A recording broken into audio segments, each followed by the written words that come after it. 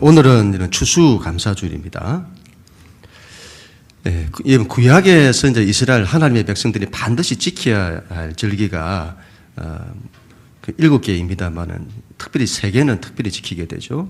3대 절기가 있는데 그 유월절, 또 오순절, 초막절이 되겠습니다. 이걸 지금으로 하면 유월절은 부활절을 말하죠. 그 다음에 오순절, 성령 강림주일, 그 다음에 초막절은 추수감사절이 되겠습니다.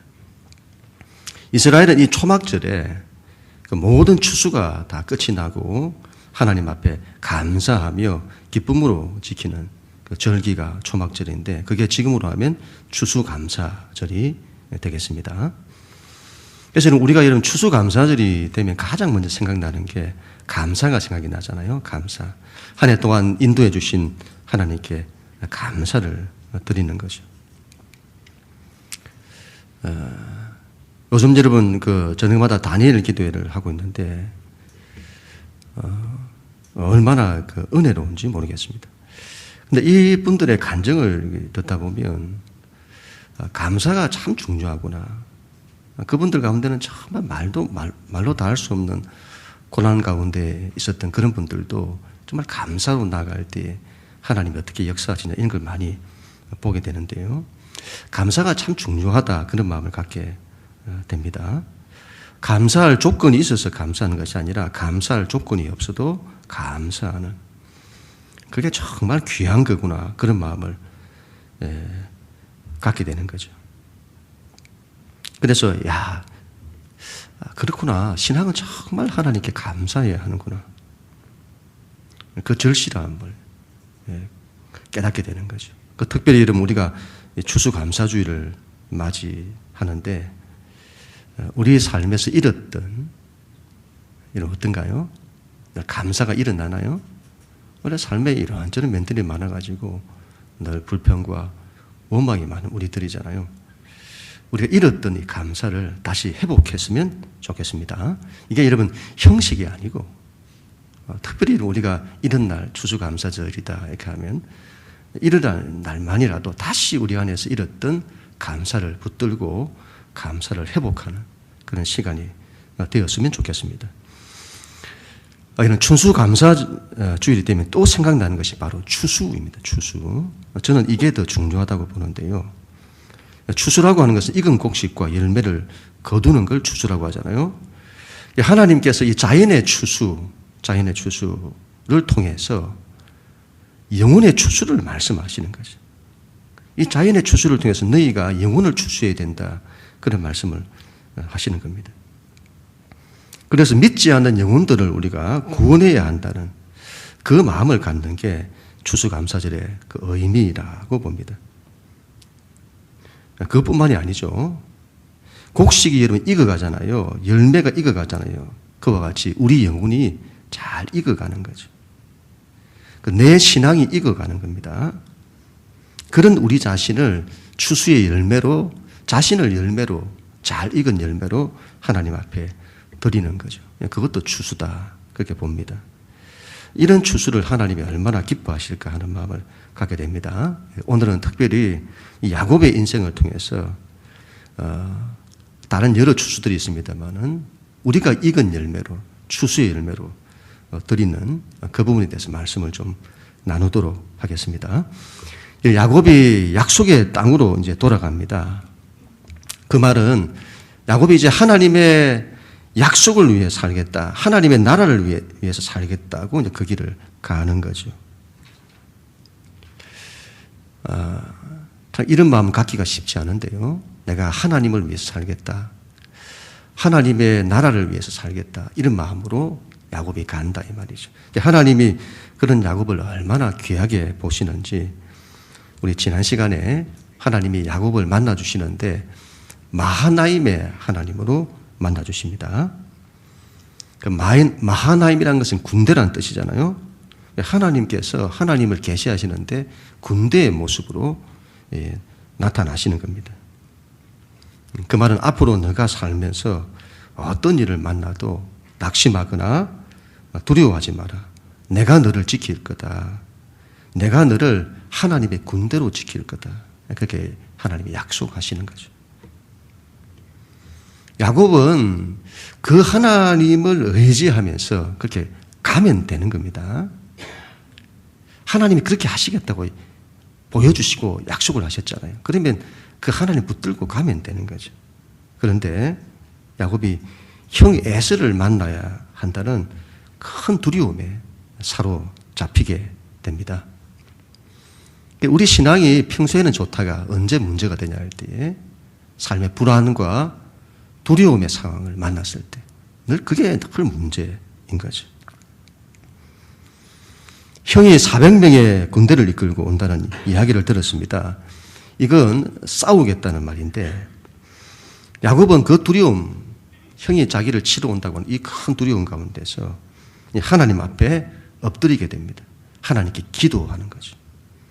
이런 점을 볼 때 야곱이 참 잘하는 거죠.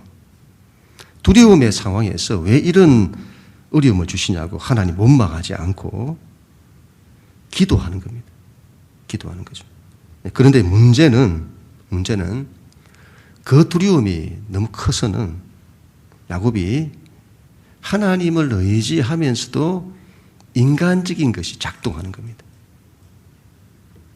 두려움에 쫓겨서는 하나님 의지해야 된다 이렇게 하는데도 자기 옛 본성이 막 나타나는 거죠. 그리고는 형의 환심을 사기 위해서 뇌물 작전을 막 펼칩니다. 사람의 마음을 물질을 막 뇌물을 줘서는 사람의 마음을 이렇게 바꾸려고 하고 이런 걸 야곱이 너무 잘하는 사람이기 때문에 그걸 막 자기가 계획하는 거죠. 그리고 그래도 형이 나를 칠 때에는 내가 이렇게 해야 되겠다 그런 마음을 가지고 도망갈 계획도 세우게 되는 거죠. 이런 모습을 보면 마치 우리의 모습을 보는 것 같다 그런 마음이 듭니다. 하나님을 의지한다고 하면서도 인간적인 방법을 의지하는 우리들인 거죠. 하나님이 보시니까 이 야곱이 너무 귀한 겁니다. 너무 귀해요. 부족함도 많고 연약함도 많았습니다만 그동안 믿음이 잘 자라왔습니다. 그런데 아직 뭔가가 부족한 거죠. 하나님은 이 야곱을 하나님 나라를 위해서 더 귀하게 사용하고 싶으신데 아직 뭔가가 부족한 겁니다. 하나님께서 그 야곱의 부족함을 바꾸시는 거죠.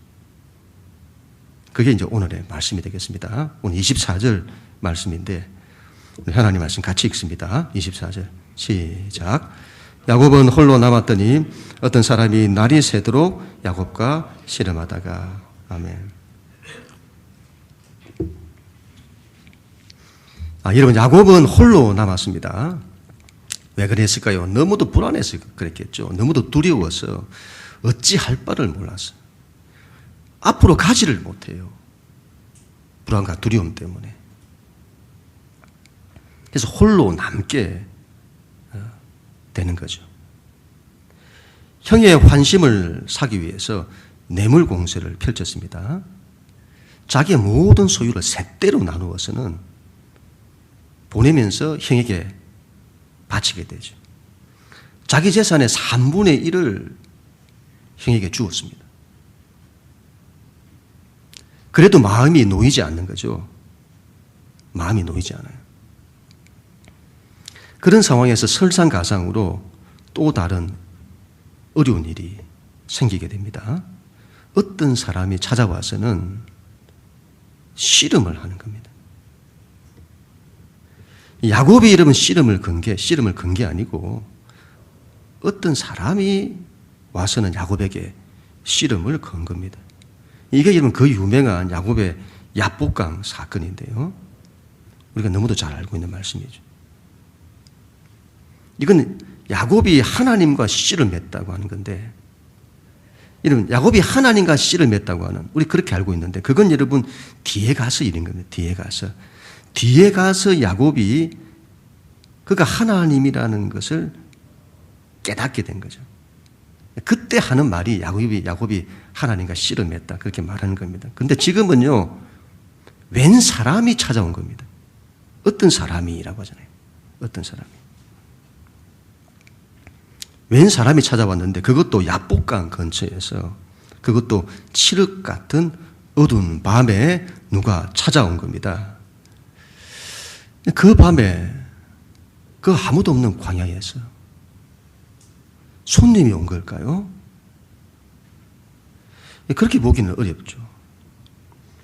고대 사회에서 여러분, 고대 사회에서 광야를 지날 때는 강도를 조심해야 합니다. 강도가 나타나서는 약탈을 하는 거죠. 형이 미리 앞서 보낸 자객이 아닐까요? 아니면 그냥 길 강도일까요? 예, 씨름을 했다고 하니까 우리는 운동 경기 씨름을 생각을 하잖아요. 그런 삿바잡고 하는 그런 씨름으로 보기는 힘듭니다. 그 사람이 찾아와서는 정중하게 우리 씨름 한 판 할까요? 그리고는 야곱이 거기에 대해서 응한 거냐? 그렇지 않죠. 지금 야곱의 마음이 너무도 불안하고 두려운 가운데 있는데, 마음이 이러면 콩밭에 있는데 씨름할 상황이 아닌 겁니다. 그 말은 여러분, 이 씨름이 우리가 생각하는 그런 씨름이 아니라는 거죠. 대체 무슨 씨름일까요? 영어로는 여러분 이걸 레슬링이라 이렇게 번역을 했어요. 좀 더 정확한 번역이 아닌가 싶습니다. 그 레슬링도 스포츠로 이해하면 안 되고, 이건 목숨을 건 레슬링, 목숨을 건 싸움을 했다 이 말이죠. 웬 사람이 그 칠흑 같은 어두운 광야에서 그 밤에 자기를 덮친 겁니다. 그 사람과 격렬히 죽기 살기로 싸우는 거죠. 하나님께서 강도의 모습으로 나타나 야곱과 씨름하신 겁니다. 이런 걸 이상하게 생각하는 사람들이 있습니다. 하나님이 어떻게 사람의 모양으로 나타나냐, 그렇게 말할지 모르겠습니다만, 아브라함이 이름은 나그네 세 사람을 극진히 대접을 합니다. 그런데 그 중에 한 사람이 하나님이라고 하잖아요. 예수님은요, 예수님은 하나님이 사람이 되신 분이십니다. 하나님이 사람으로 오신 거죠. 그 예수님이시죠. 하나님이 사람의 모양으로 나타나셔서 야곱과 씨름하신 겁니다. 하나님이 먼저 싸움을 거셨다는 것을 기억을 해야 합니다. 하나님이 먼저 싸움을 거셨어요. 그 말은 이 싸움에는 하나님의 목적이 있다는 거죠. 하나님이 야곱에게 뭔가를 깨닫게 하시려는 겁니다. 하나님께서 야곱을 새롭게 하시려는 겁니다. 왜 하필 그러면 씨름이냐 이 말이죠. 여러 가지 방법이 있을 건데 왜 하필 씨름이냐. 여러분, 야곱이 지난 세월을 그렇게 살았던 겁니다. 늘 사람과의 관계를 사랑하고 위하는 관계가 아니고 늘 싸우는, 경쟁하고 이기고 수단 방법 가리지 않고 싸우는, 이게 야곱의 지난 삶이 이 싸움인 거죠. 씨름인 겁니다. 하나님이 그 씨름으로 야곱과 씨름하는 겁니다. 하나님께서 그 야곱을 바꾸시려는 거죠. 여러분, 이 씨름에서 누가 이겼을까요? 우리 25절 말씀인데 같이 읽습니다. 25절 시작. 자기가 야곱을 이기지 못함을 보고 그가 야곱의 허벅지에 관절을 치매 야곱의 허벅지의 관절이 그 사람과 씨름할 때에 어긋났더라. 아멘. 그 사람이 야곱을 이기지를 못합니다. 그 사람이 나중에 하나님이라고 하잖아요. 근데 그러면 하나님이 야곱을 이기지 못하는 겁니다. 이상하잖아요. 하나님은 전능하시잖아요. 그런데 야곱을 이기지를 못하세요. 뭘 이기지를 못하는 것일까요? 하나님도 이기지 못하시는 것이 있나요? 하나님이 이기지 못하시는 것이 있나요? 네, 있습니다. 하나님도 이기지 못하시는 게 있어요. 바로 인간의 고집스러움이죠. 부모가 자식에게 절대로 이기지 못하는 것이 있는데 바로 자식의 고집스러움입니다. 그 고집을 이기기 위해서는 어떻게 해야 되죠? 강제성, 폭력을 동원해야 하는데 부모는 그걸 원치 않죠. 그래서 부모는 져주고 기다려주고 그렇게 하는 겁니다. 그러나 도저히 안 될 때 어떻게 하죠? 매를 드는 거죠. 매를. 자녀를 위해서 그렇게 하는 겁니다. 하나님도 마찬가지입니다. 하나님이 야곱을 이기지 못하시더라. 그 말은 야곱이 얼마나 고집스러운지, 자기가 바라고 원하는 것은 절대로 놓지 않습니다. 하나님은 누구보다 야곱을 사랑하십니다. 야곱을 무엇보다 귀하게 여기십니다.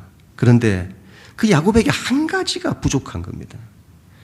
이것만 되면 하나님이 야곱을 더 귀하게 여기시고 야곱을 마음껏 하나님이 사용하실 수 있는데 그 한 가지가 안 되는 거예요. 그게 바로 야곱의 자기의. 야곱이 자아가 너무 강하다 이 말이죠. 자아가. 그 사람이 야곱을 이기지 못하자 그가 야곱의 환도뼈를 쳐버립니다. 환도뼈는 허벅지 관절인데 사람이 여러분 이 허벅지 관절은 양쪽 허벅지 관절은 몸에서 굉장히 중요하죠. 허벅지 관절이 잘못되면 제대로 걷지를 못합니다. 하나님 그 관절을 치신 겁니다. 그리고 야곱은 주저앉게 되는 거죠. 하나님이 왜 그렇게 하시는 것일까요? 야곱을 주저앉히시려고 그렇게 하시는 걸까요? 그렇지 않죠. 야곱이 자신을 내려놓지를 못해요. 자아가 얼마나 강한지. 하나님이 그걸 내려놓게 하시려고 환도뼈를 치시는 겁니다.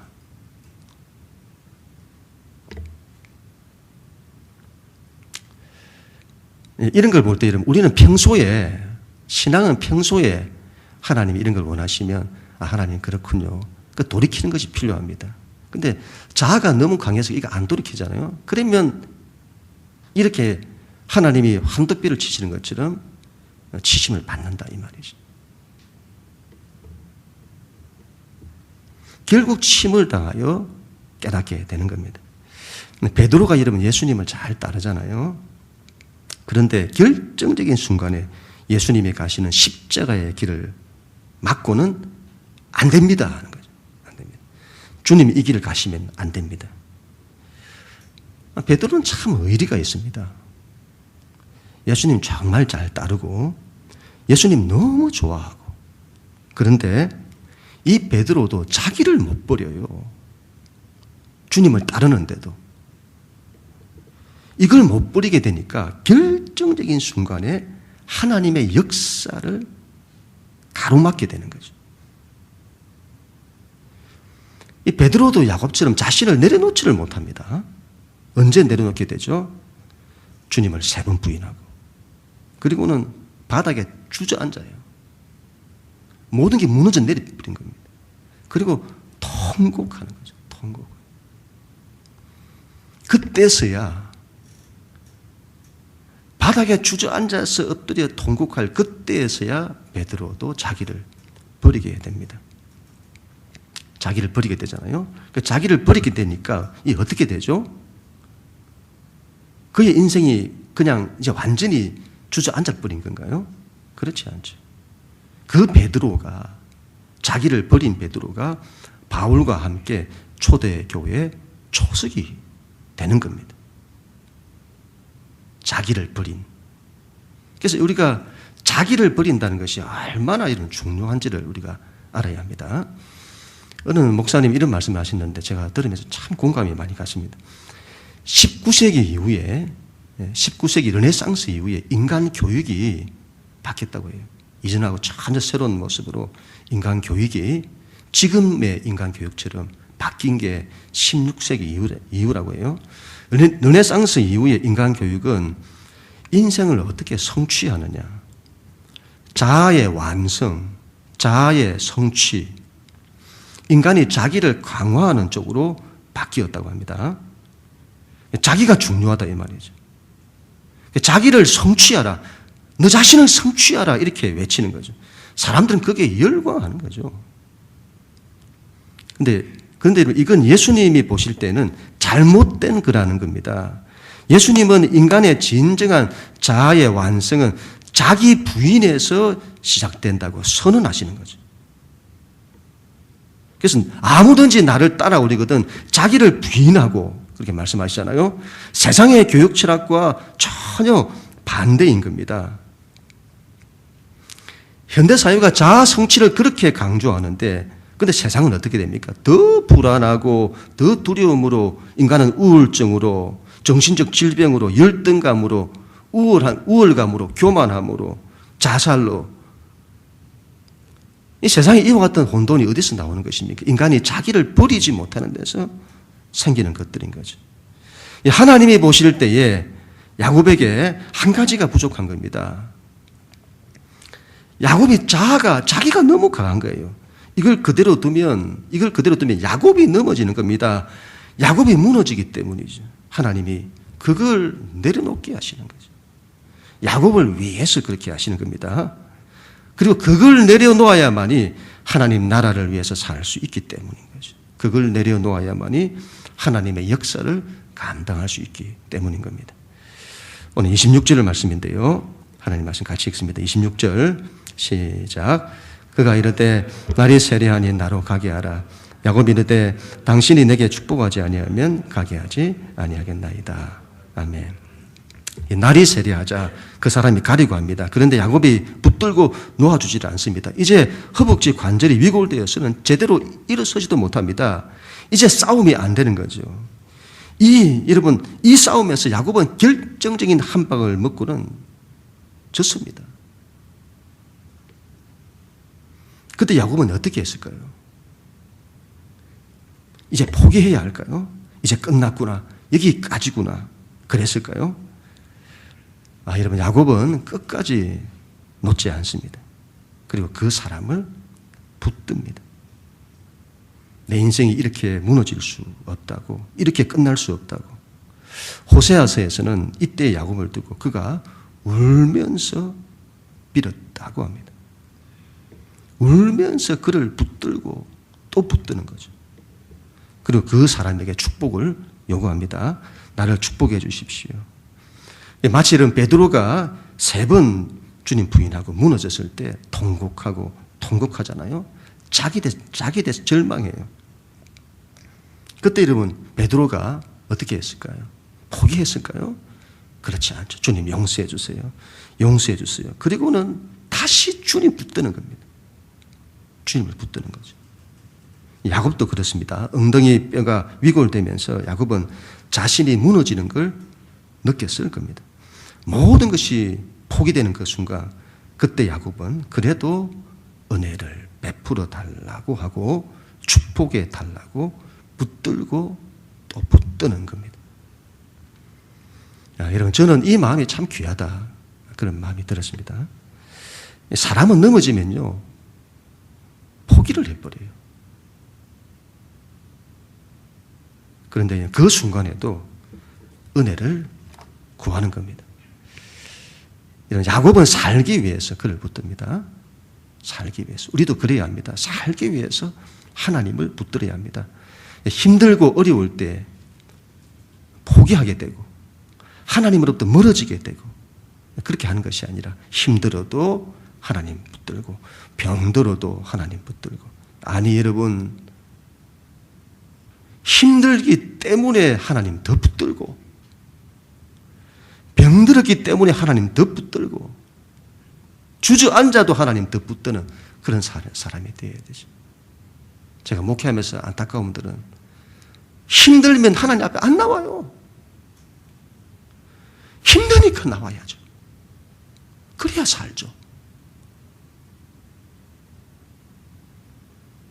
야곱같이 여러분 어떤 상황에서도 끝까지 하나님 붙드는 그런 사람 되어야 될 줄은 믿습니다.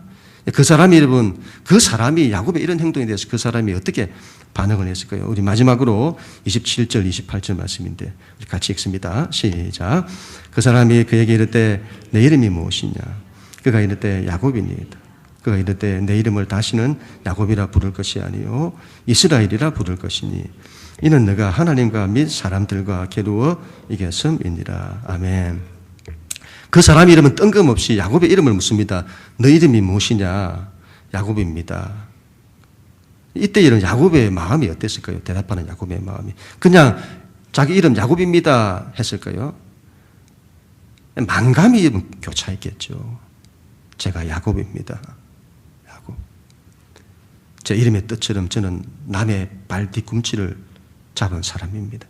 저는 태어날 때부터 그랬고 지금까지 평생을 그렇게 살아왔습니다. 저는 못난 자입니다. 저는 남을 속이는 자입니다. 저는 어떻게 해서라도 이기기 위해 수단 방법 가리지 않는 사람입니다. 저는 죄인입니다. 저는 고집스러운 죄인. 저는 야곱입니다. 그렇게 말했겠죠. 여러분, 이 사람이 나중에 하나님이라고 하잖아요. 그러면 하나님께서 야곱의 이름을 몰라서 물었을까요? 그렇지 않죠. 야곱의 이름을 물어보았다는 것은 이름을 몰라서 그런 게 아니고 그 야곱의 정체성을 물어본 겁니다. 그 사람의 본질을 물어본 거죠. 네가 누구냐 이 말이죠. 네가 누구냐? 너는 어떤 사람이냐? 그걸 물어본 겁니다. 하나님이 그 야곱의 이름을 부른 것은 야곱이 어떤 사람인지를 그로 하여금 깨닫게 하면서 그 야곱의 인생을 바꾸시려고 하는 거죠. 하나님이 아브라함을 축복하실 때에도 본래 이름이 아브람이었는데 너는 앞으로 아브라함이 될 거다 이렇게 말하잖아요. 아브라함을 완전히 새롭게 하실 때 이름을 바꿔주시잖아요. 너희 아내는 사레인데 사라가 될 거다. 열국의 어미가 될 거다. 베드로에게 너희 이름이 뭐냐 했더니 베드로의 처음 이름이 시몬이잖아요. 그 흔한 시몬. 그때 예수님이 너가 앞으로 장차 게바가 될 거다. 이름 바꿔주시잖아요. 베드로의 인생을 완전히 새롭게 하시겠다는 거죠. 그와 같이 너희 이름이 무엇이냐? 야곱입니다. 이제 너희 이름을 다시는 야곱이라 부르지 않을 거다. 이제부터 너는 이스라엘이라고 부를 거다. 하나님께서 야곱의 이름을 새 이름을 주시는 겁니다. 새 이름을 주셨다고 하는 것은 야곱의 인생을 완전히 새롭게 바꾸시겠다는 것이죠. 그래서 이스라엘이라는 이름을 주시는 겁니다. 왜 이 이름은 이스라엘이라는 이름으로 주셨을까요? 그 이유를 바로 뒤에 말씀하시는데 너를 이스라엘이라고 부르는 이유는 너가 하나님과 겨루어 이겼기 때문이다. 그래서 이스라엘이라는 이름을 줬다는 겁니다. 이런 정말 이상하잖아요. 야곱이 하나님과 겨루어 이긴 적이 없습니다. 그 사람과 겨루어도 이기지를 못했습니다. 그런데 그 사람의 입에서 네가 하나님과 겨루어 이겼다고 합니다. 이 말로 이걸로 그 사람이 자신이 누구인지를 야곱에게 나타내게 되는데 내가 하나님인데 내가 하나님과 더불어 겨루어 이겼다. 그렇게 말씀하는 거죠. 이제부터 너의 이름은 이스라엘이다. 그래서 여러분 이 이스라엘이라는 이름이 하나님과 겨루어 이겼다는 뜻이 되는 겁니다. 이것이 장차 이스라엘 민족의 정체성이 되는 거죠. 어떻게 우리가 하나님을 이깁니까? 우리가 어떻게 하나님을 이깁니까? 이건 여러분 우리가 이긴 것이 아닙니다. 하나님이 우리에게 져 주신 겁니다. 하나님 우리에게 져 주셔서 우리가 이긴 거예요. 언제 져 주시죠? 하나님이 언제 져 주시나요? 야곱이 뭘 했기에 져 주시죠? 야곱이 뭘 했죠? 하나님 붙들고 하나님 제가 야곱입니다. 그걸 고백한 거죠.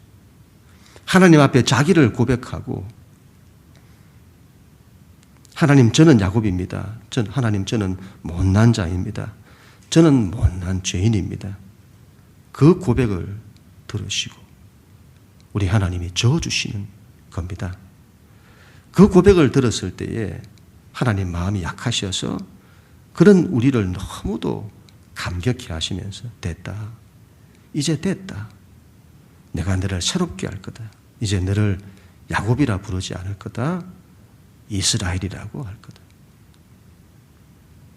여러분, 우리 하나님은 저어주시는 하나님이십니다. 우리가 우리 안에 있는 자아를 내려놓고 하나님 앞에 우리의 못남과 죄인됨을 고백하며 나갈 때에 그런 우리를 그토록 사랑하시고 은혜로 받아주시는 하나님이신 겁니다. 그리고 우리에게 져주시는 하나님이 우리를 얼마나 사랑하시는지요. 우리가 고백만 했는데 그 고백을 들으시고 모든 게 다 용서되시는 하나님이신 거죠. 또 이름이 이스라엘이라는 이름의 또 다른 뜻은 이스라가 사라에서 나왔는데 사라는 열국을 다스린다는 뜻이잖아요.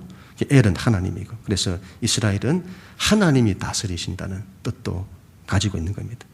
이제부터 너는 정말 하나님이 다스리는 사람이 될 거다. 하나님이 다스리는 인생을 살게 될 거다. 그렇게 약속하시고 축복하시는 겁니다.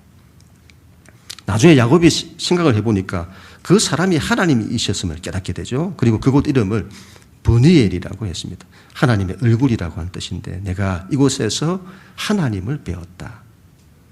그래서 여러분 이 야복강 사건은 야곱의 인생에서 가장 중요한 사건입니다. 야곱 자신이 바뀌는 사건, 야곱이 자신을 내려놓는 사건, 그리고 야곱이 이스라엘로 바뀌는, 야곱의 전 인생이 바뀌는, 마치 강을 건너듯 이전의 인생은 죽고 새로운 인생이 시작되는 사건입니다. 그게 여러분 야복강 사건이죠. 이 야복강 사건이 내 인생에도 있는 사람은 참 복된 사람입니다.